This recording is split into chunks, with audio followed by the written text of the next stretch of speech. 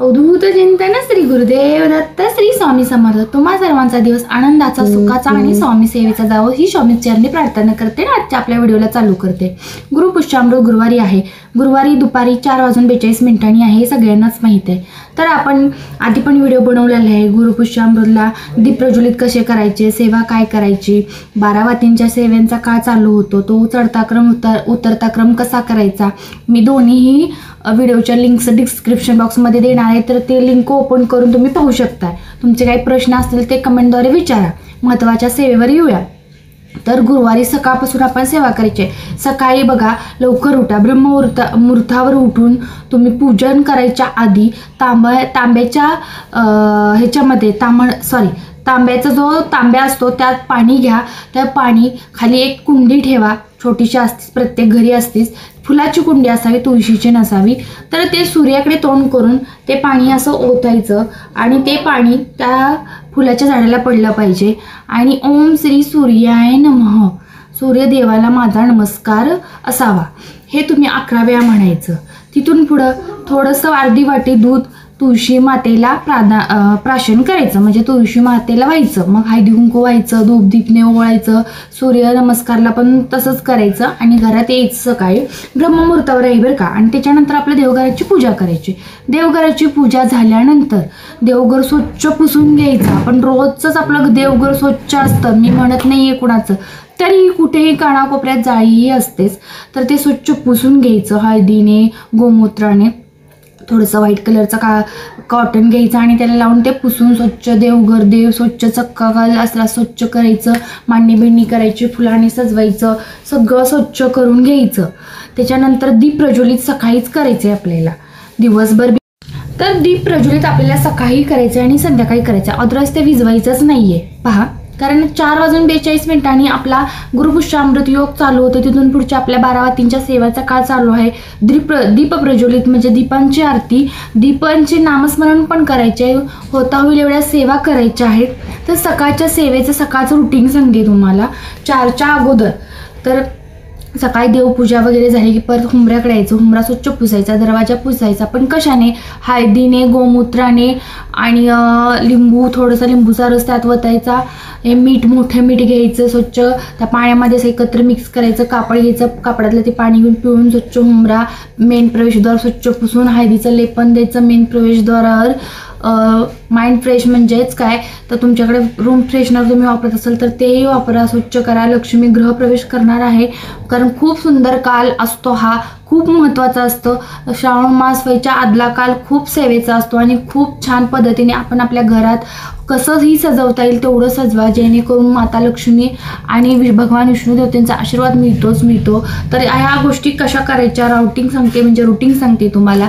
तिथून पुढे पंचोपचार पूजा करायची आपल्या हुंबऱ्याला नमस्कार करायचा। देवघराचं झालं, देवांना सुद्धा दुधाचा साखरेचा नैवेद्य दाखवायचा आणि मग आपलं किचन ओटा, तोपर्यंत आपली कामं आवरलेली असतात, मुलं शाळेत गेलेली असतात। मग किचन ओटा स्वच्छ पुसून किचन ओट्याचीही पूजा करायची। अन्नपूर्णा मातेची तिथं मूर्ती न्यायची, वाटीमध्ये भरून तांदूळ घ्यायचं, त्यात ती मूर्ती ठेवायची, पंचोपचार पूजा तिथे करायची। तिथे दुर्गेट भारी देवीची आरती म्हणायची आणि 2 तास का होईना पण किचनमध्ये तिचा वास राहावा अशी तिची स्थापना करायची 2 तासांनी। म्हणजे गुरुपुष्यामृत योगावर परत तुम्ही तुमच्या देवघरामध्ये आणली तरी चालते। तर पहा, त्यानं काय होतं, घरात अन्नधान्याची कमतरता भासत नाहीये आपल्या आता महत्त्वाचं काय आहे म्हणजे ते पण सांगते तुम्हाला। किचन ओट्यावर पार्वती मातेचा, भगवान शिवशंकराचा आशीर्वाद मिळतो आणि आपल्याला अन्नधान्याची बरकत होते, कमतरता भासत नाहीये, अन्नधान्याची पुरवठा होते। जसं सत्यनारायणला पूजा घालण्यामुळे आपल्याला कशाचीही कमतरता भासत नाही, तशाच पद्धतीचा हे गुरुपुष्यामृत योग असतो।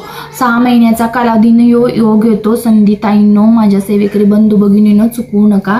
खूप छोटी सेवा असते पण खूप मोठे प्राधान्य देऊन जाणारी ही सेवा असते। दिवसभर कुठं कानाकोपऱ्यात जाळी असेल ते काढा, स्वच्छता होईल एवढं करा। आपल्या फरशा वगैरे, गोमूत्र, चिमूटभर हळद, लिंबाचा रस, मोठे मीठ एकत्रित करून स्वच्छ पुसा, जेणेकरून आपल्या घरात लक्ष्मी कायमस्वरूपी कशी वास करेल हे पाहायचं असतं। 4 नंतर तर आपण प्रचंड सेवा करणार आहोत, पण दुपारचं रुटीन सांगते तुम्हाला। सेवा करायच्या अगोदर, कारण ह्या गोष्टीतच सगळ्या गोष्टी लपलेल्या असतात.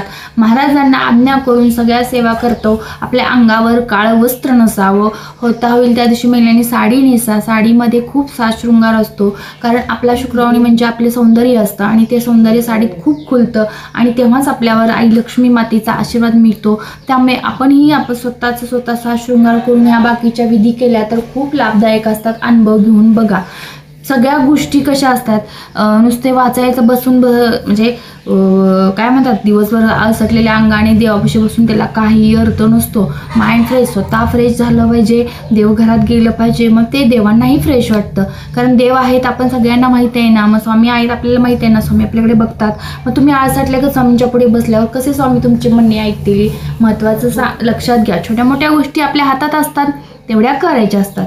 दिवसभरचं रुटीन तुमच्या लक्षात आलं असेल. सेवा करताना कधीही कंटाळावानी करू नका. आणि गुरुपुष्य अमृतसारखा योग परत सांगते नाहीये.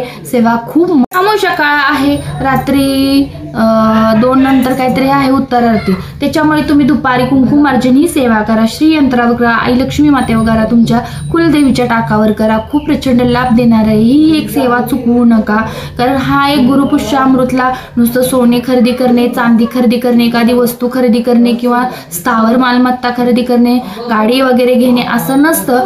तर महत्त्वाच्याही गोष्टी ह्या आहेत की आपण ज्या काही सेवा करणार आहोत गुरुपुष्य अमृतला, म्हणजे कुंकुमार्जन, आई अन्नपूर्णा मातेची सेवा, ही आपल्याला मोठ्या सोन्या हिऱ्याहूनही मोठं बलाढ्य धन देऊन जाणार आहे.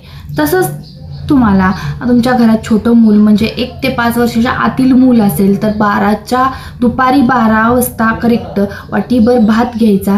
भातात काहीही टाकायचं नाही आहे, थोडंसं तूप घ्यायचं. बाकी ते तूप घेऊन त्याला मुलाच्यावर 7 वेळा खालून वर उतरायचं आणि न बोलता बाहेर टाकून द्यायचं. पक्ष्यांना टाका, वाहत्या पाण्यात टाका.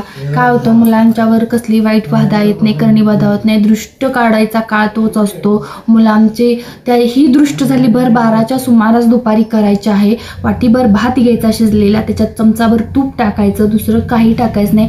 तो भात बिन मिठाचा असावा, सगळ्यात महत्त्वाचं. त्या बाळासाठी थोडासा साईडलाच करा, मीठ टाकून तो भात करू नका.